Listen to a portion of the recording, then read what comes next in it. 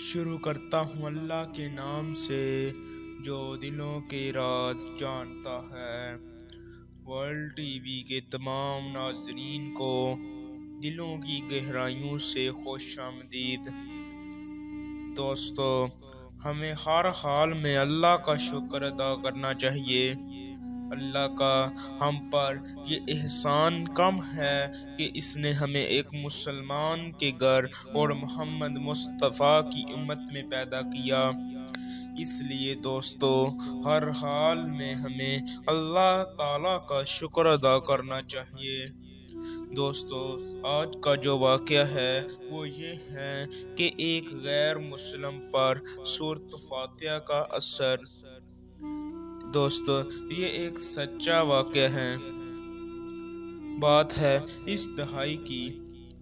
امریکہ کا ایک امیر آدمی تھا جس کی زندگی میں سکون نہیں تھا۔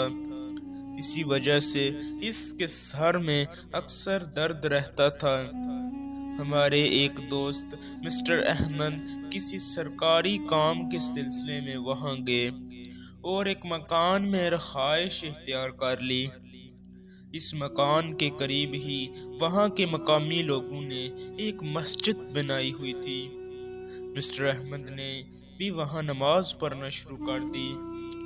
تاہم اس امیر آدمی سے اس کی دوستی ہوگی۔ اس کا مکان بھی قریب ہی تھا۔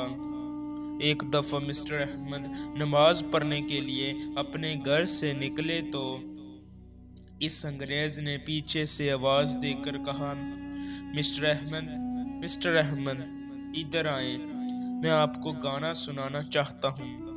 مسٹر احمد نے کہا، میں گانا سننے سے نفرت کرتا ہوں اور اب میں نماز کے لیے جا رہا ہوں، میں نہیں آ سکتا۔ اس نے اصرار کرتے ہوئے پھر وہی بات دہرائی۔ بالآخر وہ کہنے لگا، مسٹر احمد، میں آپ کو وہ گانا سنانا چاہتا ہوں جو آپ اس مینار سے روزانہ 5 مرتبہ سنتے ہو۔ مسٹر احمد فرماتے ہیں کہ میں سمجھا کہ شاید اذان کی بات کر رہا ہے، چنانچہ میں اس کے پاس آ گیا۔ وہ مجھے اپنے گھر میں ایک تنہا کمرے میں لے گیا۔ اس نے اس کمرے میں ٹیبل پر ایک طبلہ رکھا ہوا تھا۔ اس نے کمرے کو بند کر دیا اور طبلہ بجانا شروع کر دیا۔ میں پریشان تھا کہ جماعت کا وقت نکل جائے گا، مگر اس نے تھوڑی دیر کے بعد طبلہ کے سر پر الحمدللہ رب العالمین پڑھنا شروع کر دیا۔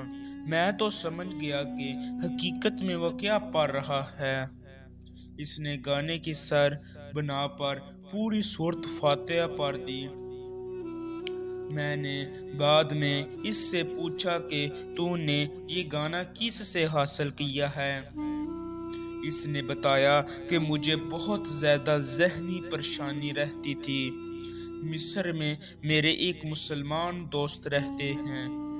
میں نے ان سے ذہنی پریشانی بیان کی تو انہوں نے مجھے یہ گانا یاد کروایا، جب تمہیں بہت زیادہ پریشانی ہو تو کسی تنہا کمرے میں بیٹھ کر یہ گانا پڑھ لیا کرو، تمہیں سکون مل جایا کرے گا۔ اس کے بعد جب بھی مجھے کوئی پریشانی ہوتی ہے تو میں اسی طرح یہاں بیٹھ کر یہ گانا گا لیتا ہوں تو مجھے بہت زیادہ سکون ملتا ہے۔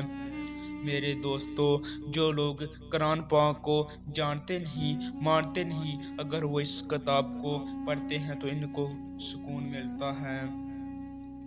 اگر ہم اپنی زندگیوں میں قرآن پاک کے احکام کو لاگو کر لیں تو ہماری پریشانیاں ختم ہو جائیں گی۔ اگر آپ اس چینل پر نئے ہیں تو چینل کو سبسکرائب کر دیں اور بیل آئیکن کو بھی دبا دیں اس طرح کی ویڈیوز دیکھنے کے لیے۔